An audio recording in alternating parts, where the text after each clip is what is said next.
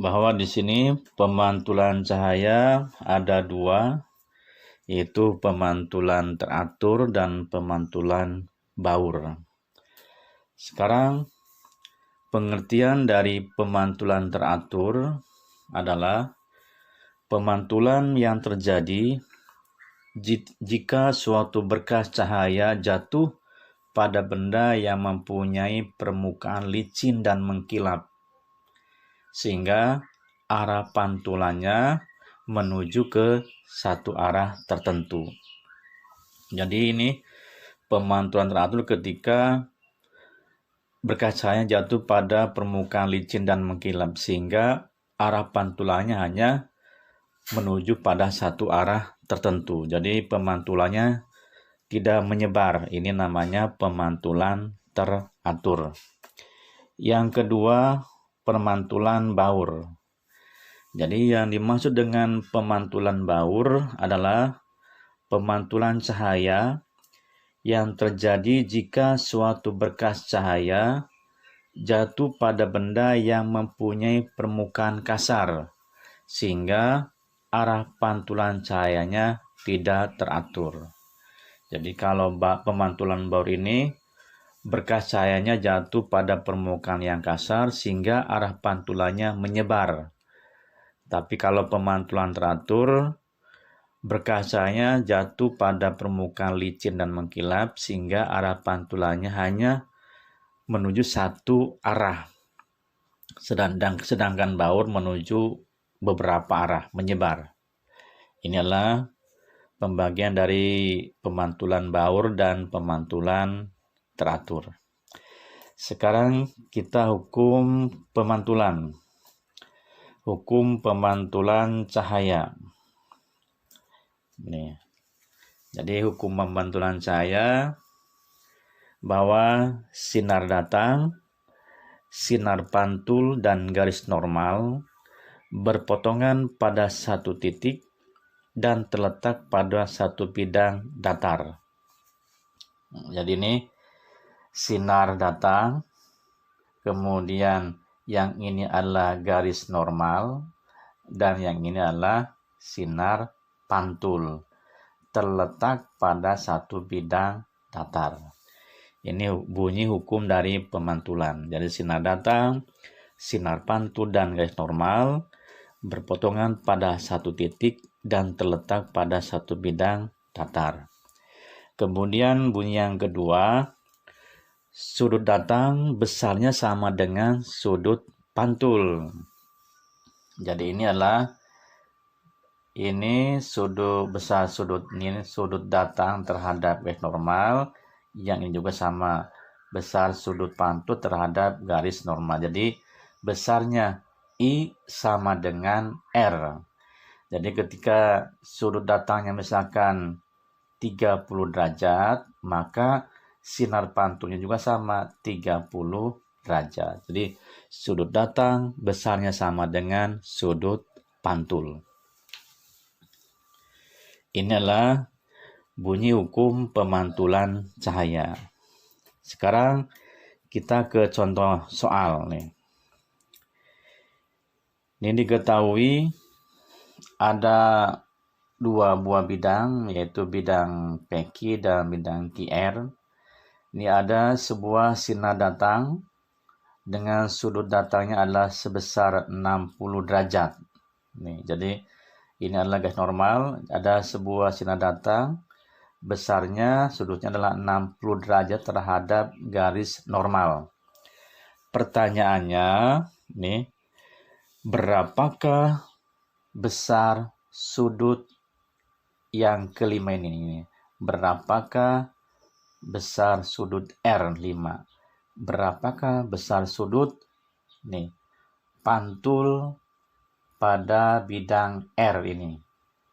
Jadi ada sudut datang besarnya 60 derajat terhadap garis normal pada titik P. Pertanyaannya, berapakah besar sudut R5 ini? Apabila diketahui besar sudut Q-nya adalah 100 derajat. Maka kita jawab Nih. Jadi P1 ditambah P2 sama dengan 90 derajat. Ingat, pada bunyi hukum pemantulan, besar sudut datang sama dengan sudut pantul. Kalau sudut datangnya 60 derajat, maka yang P1 juga sama 60 derajat. Jadi pada bunyi hukum pemantulan, besar sudut datang sama dengan sudut pantul. Sehingga kalau diketahui sudut datangnya 60 derajat, maka yang P1 ini merupakan sudut pantulnya, maka besarnya adalah 60 derajat. Ya kan?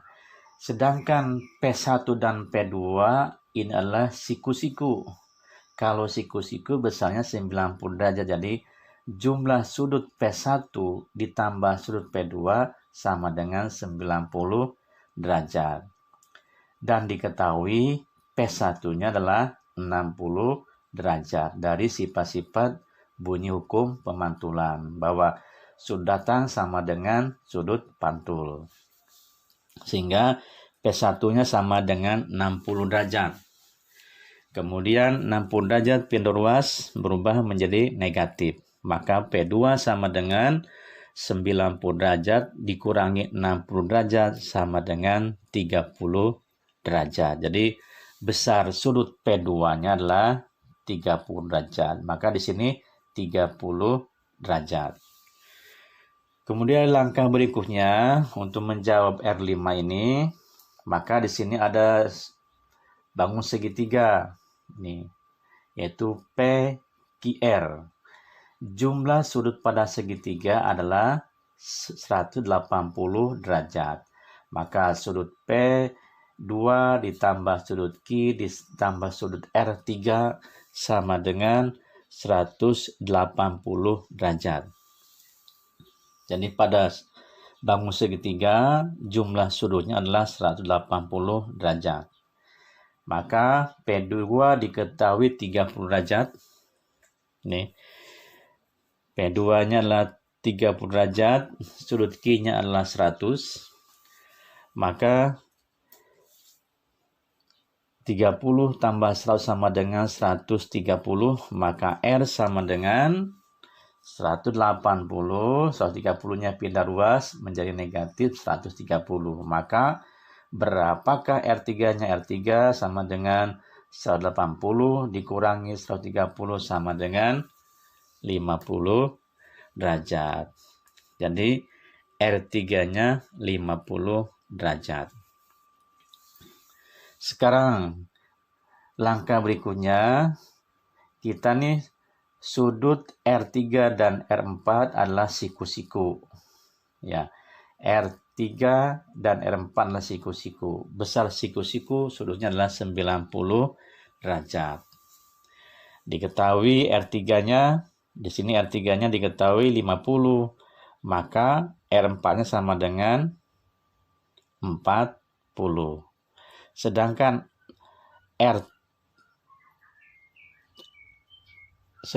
R4 dan R5, ini R4 adalah sudut datang, R5-nya adalah sudut pantul. Pada sifat hukum pemantulan, besar sudut datang sama dengan sudut pantul. Sekarang kita untuk menjawab R4-nya berapa nih. Jadi R3 ditambah R4 sama dengan 90 derajat. R3-nya diketahui adalah 50, maka positif 50 pindah ruas berubah menjadi negatif 50. Maka R4 sama dengan 90 dikurangi 50. R4-nya sama dengan 40. Sehingga berapakah R5-nya? Maka R5-nya sama dengan 40 derajat. Maka sesuai dengan sudut pantul.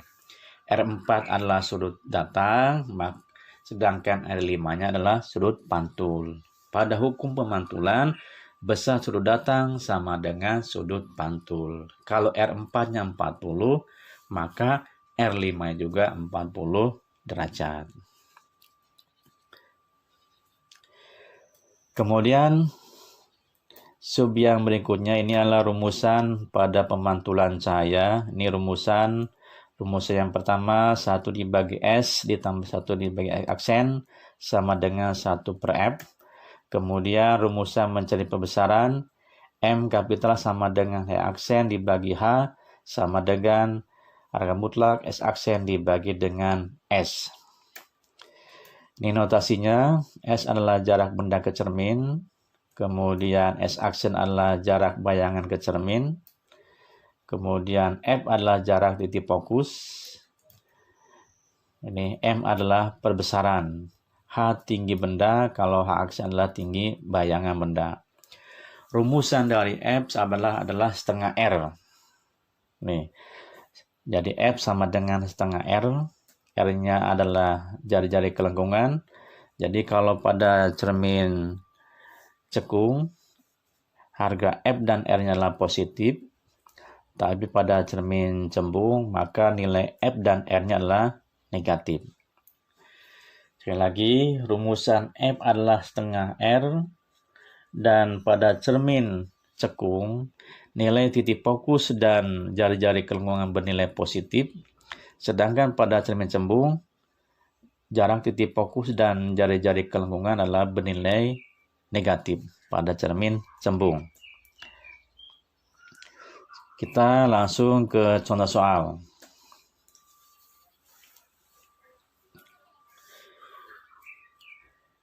Ini contoh soalnya, sebuah cermin cembung memiliki jari-jari kelengkungan 16 cm. Cermin tersebut dapat membentuk bayangan yang jaraknya 6 cm di belakang cermin. Maka berdasarkan data contoh ini, sekali lagi berdasarkan contoh ini, data yang diketahui, yang pertama adalah di sini cermin cembung. Pada cermin cembung, nilai F dan R-nya bernilai negatif. Maka jari-jari kelengkungannya, maka R-nya bernilai negatif. Yang ditanyakan berapakah jarak benda ke cermin, yang B-nya berapakah besarannya. Sekarang kita jawab, kita diketahui.